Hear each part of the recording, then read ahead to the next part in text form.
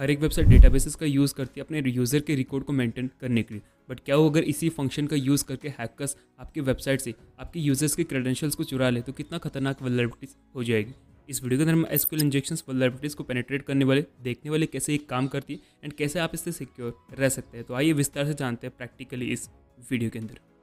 Okay, तो demonstration के लिए मैंने एक एप्लीकेशन बना रखा है जहाँ पर हम इस वल्नरेबिलिटीज को पेनिट्रेट करने वाले। यहाँ पर आप देख सकते हो हमारे पास एक सिंपल लॉगिन पेज है जहाँ से यूज़र लॉगिन कर सकता है इस वेबसाइट के ऊपर। सबसे पहले हम इसके लॉगिन फंक्शनलिटी को चेक कर लेते हैं। यहाँ पर आप देख सकते हो हम वेबसाइट के अंदर लॉगिन हो चुके हैं। अब एसक्यूएल इंजेक्शन भी दो प्रकार के होते हैं, एक होता है गेट एसक्यूएल इंजेक्शन और एक होता है post SQL injection. Get SQL injection आप तब यूज़ कर सकते हो जब आपको वेबसाइट के यूआरएल पर कोई पैरामीटर दिख रहा होता है एंड उस पैरामीटर के अंदर आप एसक्यूएल पेलोड को ट्राई कर सकते हैं एंड हो सकता है आपको एसक्यूएल इंजेक्शन वल्नरेबिलिटीज मिल जाए। बट इस केस में अगर आप हमारे यूआरएल पर नजर मारोगे तो हमारे पास कोई भी यूआरएल पैरामीटर नहीं है एंड वहाँ पर हम एसक्यूएल इंजेक्शन टेस्ट नहीं कर सकते। ओके, तो सबसे पहले मैं यहाँ पर लॉग आउट हो जाता हूँ एंड लॉग आउट होने के बाद अगर आप देखोगे यहाँ पर तो हमारे पास एक लॉगिन फॉर्म है एंड लॉगिन फॉर्म भी तो एक तरह से पैरामीटर की तरह ही काम कर रहा होता है, क्योंकि जो भी आप इनपुट दोगे यहाँ पर लॉगिन फॉर्म के अंदर वो वेबसाइट के सर्वर पर हिट होकर रिस्पॉन्स में आपके पास आ रहा होता है। एंड क्यों ना इसी बीच आप हम इनपुट के अंदर एसक्यूएल पेलोड को ट्राई कर दे एंड हो सकता है इसके थ्रू हमें एसक्यूएल इंजेक्शन वल्नरेबिलिटीज मिल जाए वेबसाइट के ऊपर। तो आइए चेक करते हैं हम यहाँ पर लॉगिन फॉर्म के अंदर ही एसक्यूएल पेलोड्स यहाँ पर ट्राई करेंगे एंड देखते क्या रिस्पॉन्स हमारे पास आ रहा होता है। तो अब हम यहाँ पर इनपुट देंगे एंड मैं यहाँ पर कोई सेंसिटिव वर्ड्स भी यूज़ करूँगा, जैसा कि कोटेशन हो गया, हाइफन हाइफन हो गया, जो कि एसक्यूएल इंजेक्शन पेलोड्स की तरह काम करते हैं। एंड हम यहाँ पर पासवर्ड में कोई भी रैंडम पासवर्ड देंगे जो कि एक्चुअली में इस वेबसाइट के डेटाबेसेस में मौजूद ही नहीं है। एंड जैसे हम यहाँ पर लॉगिन करेंगे एंड आप देख सकते हो हम यहाँ पर लॉगिन हो चुके हैं, वो भी एसक्यूएल पेलोड के थ्रू।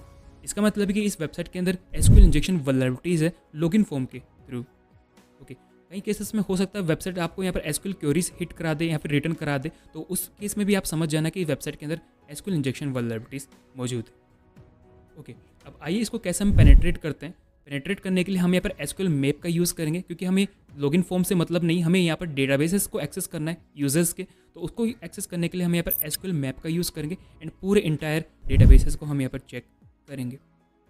ओके, तो एसक्यूएल मैप को स्टार्ट करने से पहले हम यहाँ पर इस पूरी रिस्पॉन्स को भी कैप्चर करना होगा कि पोस्ट रिक्वेस्ट में कौन से पैरामीटर जा रहे हैं एंड कौन से रिस्पॉन्स हमारे पास आ रहे हैं। तो उस पैरामीटर को चेक करने के लिए या फिर उस रिस्पॉन्स को चेक करने के लिए हम यहाँ पर बबसूट का यूज़ करेंगे। बबसूट के अंदर उस रिस्पॉन्स को कैप्चर करेंगे एंड उसके बाद हम एसक्यूएल मैप के थ्रू उसको यहाँ पर हम पेनिट्रेट करेंगे। तब आइए लॉगिन फॉर्म के पूरे रिस्पॉन्स को हम बबसूट के अंदर कैप्चर करेंगे। अब यहाँ पर आपको कुछ भी इनपुट यहाँ पर टाइप कर देना। अब ज़रूरी नहीं कोई भी वैलिड क्रेडेंशियल्स आप यहाँ पर दो। एग्जाम्पल के लिए मैं यहाँ पर कोई भी अननोन क्रेडेंशियल्स यहाँ पर दे देता हूँ। ओके, एंड हमारे बबसूट के इंटरसेप्ट को हम ऑन कर लेते हैं। लॉगिन के ऊपर हम क्लिक करेंगे एंड आप देख सकते हो हमारे बबसूट के अंदर ही इस तरह का रिस्पॉन्स हमारे पास आ चुका है। अब आपको क्या करना है, इस पूरे रिस्पॉन्स को कॉपी करना होगा। हम ऐसे कॉपी करेंगे इसको एंड आपको यहाँ पर न्यू टर्मिनल ओपन करना है एंड एक यहाँ पर आपको फाइल क्रिएट करनी होगी। हम यहाँ पर एक फाइल क्रिएट कर लेते हैं जहाँ पर इस पूरे रिस्पॉन्स को हम यहाँ पर पेस्ट करेंगे एंड इस फाइल को हम सेव करेंगे। ओके, कुछ इस तरह से।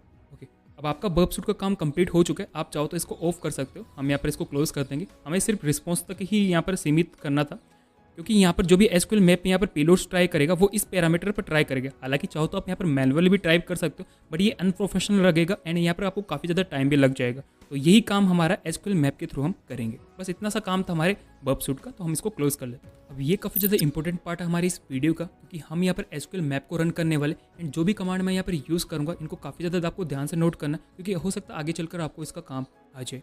ओके, तो सबसे पहले आपको टाइप करना है SQL map. Okay, and -r देना है, क्योंकि हमने सारी रिक्वेस्ट को एक फाइल के अंदर सेव कर लिया, तो उस फाइल को आपको सेलेक्ट करना होगा। ओके, अब ये सारी कमांड्स यहाँ पर अग्रेशन मोड की है, तो इसको आप डिक्रीज या फिर इंक्रीज कर सकते हो अपने लेवल पर।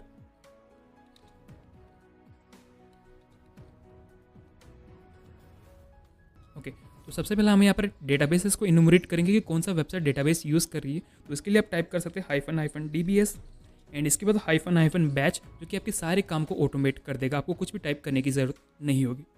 एंटर प्रेस कर देते हैं एंड आप देख सकते हो यहाँ पर स्टार्ट करती है। एंड अगर आप देखोगे तो हमारे पास एक एरर आ चुका है कि ये website SQL light database use करिए, तो इसको आप एनुमरेट नहीं कर सकते। आपको खुद मैनुअली यहाँ पर आपको यूज़ करना होगा। ओके, तो कोई बात नहीं, हम यहाँ पर खुद मैनुअली यहाँ पर ट्राई करेंगे। ओके, तो अगेन आपको कमांड लगानी होगी। सबसे पहले मैं इसको क्लियर कर देता हूँ। आपको टाइप करना है एसक्यूएल मैप एंड इसके बाद आपको टाइप करना होगा अगेन -r request.txt। ठीक है, एंड यहाँ पर जो DBS है इसको डिलीट करके आपको टाइप करना है टेबल्स आपको फाइंड करना है कि कौन कौन सी टेबल्स इस डेटाबेसेस के अंदर यूज़ हो रही हैं। एंटर प्रेस करेंगे एंड आप देख सकते हो हमारे पास टेबल्स आ चुकी है कि 2 टेबल्स यहाँ पर यूज़ हुई है, एक है यूज़र एंड एक है एसक्यूएलाइट सीक्वेंस। इंपॉर्टेंट हमारे पास है यूजर्स नाम की टेबल्स, तो इस यूजर्स नाम की टेबल्स को अब हम यहाँ पर इन्यूमरेट करेंगे कि इसके अंदर कौन कौन से कॉलम्स हमारे पास मौजूद है। एंड अगेन आपको टाइप करना टैब एंड आपको टाइप करना ये जो टेबल्स है इसको आपको डिलीट कर देना है एंड इसके जगह आपको -t देना है जो कि टेबल्स को ही यहाँ पर डिफाइन करेगा।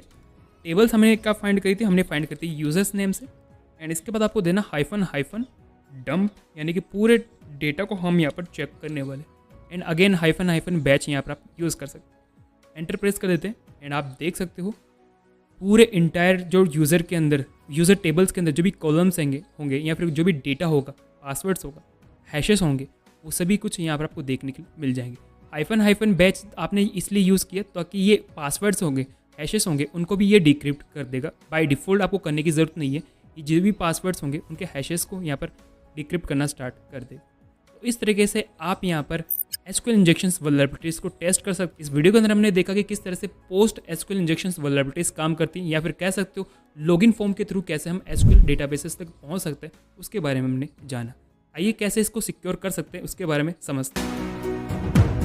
तो सिक्योर करने के लिए आपको अपनी वेबसाइट पर सैनिटाइज कर देना, जो भी एसक्यूएल क्वेरीज है उनको आपको सैनिटाइज या फिर ब्लॉक करना होगा। एंड साथ ही अगर आप हैशेस यूज़ करते हो MD5 तो उसको स्विच करके आप bcrypt हैशेस को यूज़ करिए, ताकि अगर कोई आपका डेटाबेस लीक भी कर देता है तब भी आपके यूजर्स के पासवर्ड के हैशेस को डिक्रिप्ट ना कर सकें। तो इस तरीके से आप यहाँ पर अपने वेबसाइट के डेटाबेसेस को सिक्योर कर सकते हैं। इसके अलावा अगर आपका हैकिंग में इंटरेस्ट हो तो डिस्क्रिप्शन को चेक करना ना भूलें। हैकिंग के बहुत सारे कोर्सेज एंड हार्डवेयर्स मैंने आप सबके लिए बनाए हुए हैं जिनको आप चेक कर सकते हैं एंड हैकिंग की और भी जर्नी को आप आगे कंटिन्यू कर सकते हैं। तब तक के लिए ख्याल रखें अपना, खुश रहिए, सीखते रहिए एंड